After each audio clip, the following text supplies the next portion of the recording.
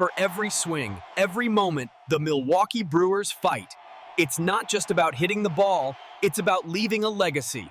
Hello, Brew Crew. This is Brewers Fan Central, your #1 source for in-depth analysis and exclusive news on the Milwaukee Brewers. I know the offseason has barely begun, but the front office is already on high alert, and I have crucial information that will set the tone for our 2026 rotation. Before we dive deep into the strategy and the names being circulated internally, I need to ask you one thing.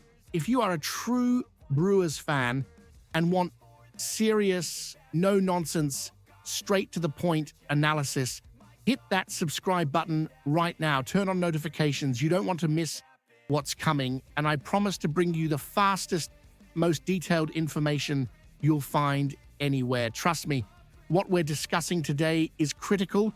Let's get straight to the issue that's keeping every fan in Milwaukee up at night: the future of Brandon Woodruff.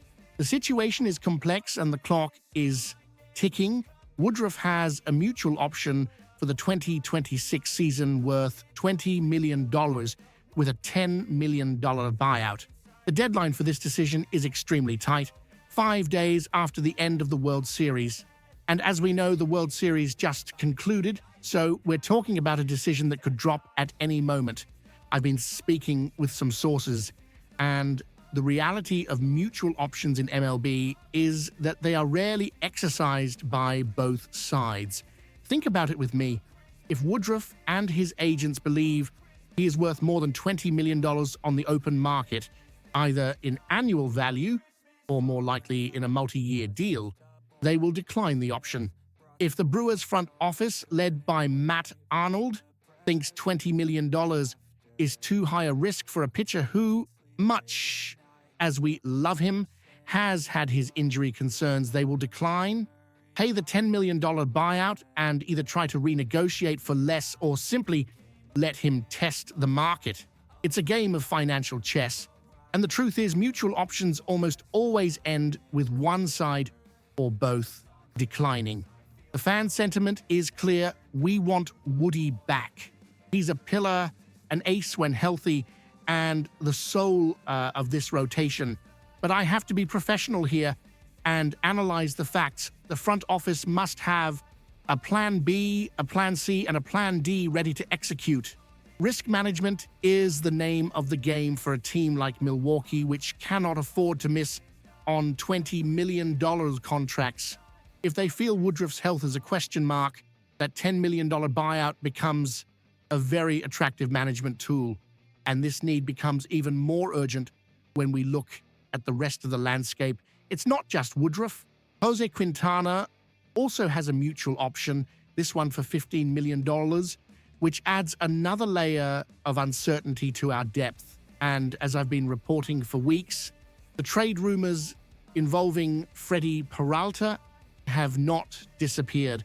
Peralta has extremely high market value, and we know how the Brewers operate, always willing to move a valuable piece at the right time to reload the farm system.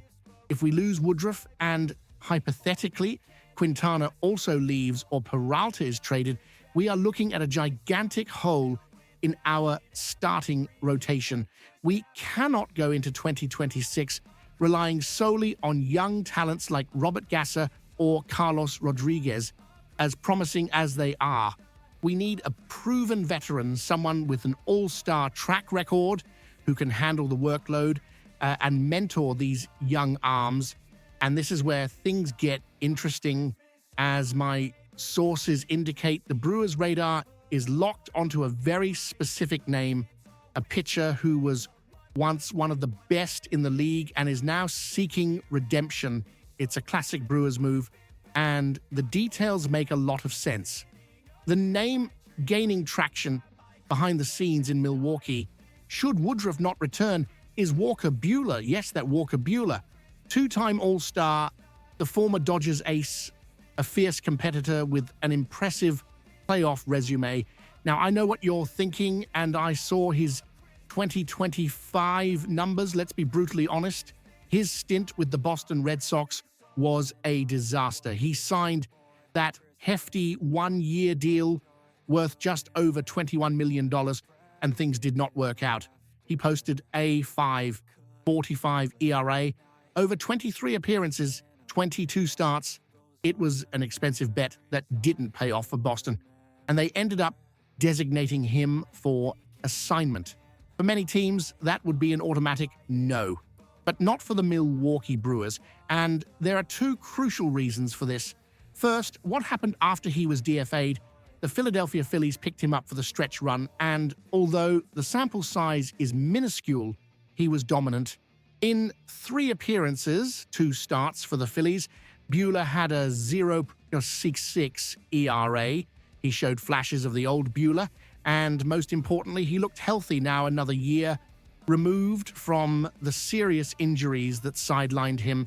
It shows the stuff is still in there. The velocity may have fluctuated, but the command and competitiveness when he's on are still elite. The second and perhaps most important reason is what I call the Brewers factor.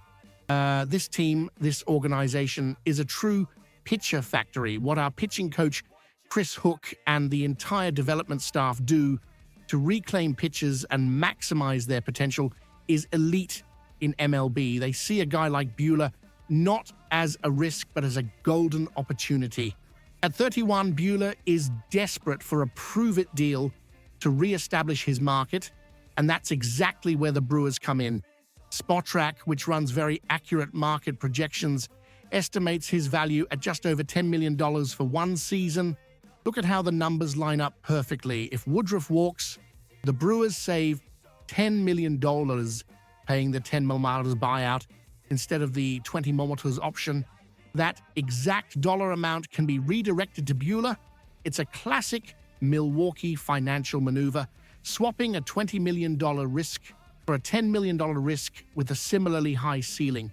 If the Brewers can get 80% of his 2021 form when he had a 2.47 ERA in 33 starts, he isn't just a replacement, he's a bargain and a potential co-ace alongside Peralta if he stays.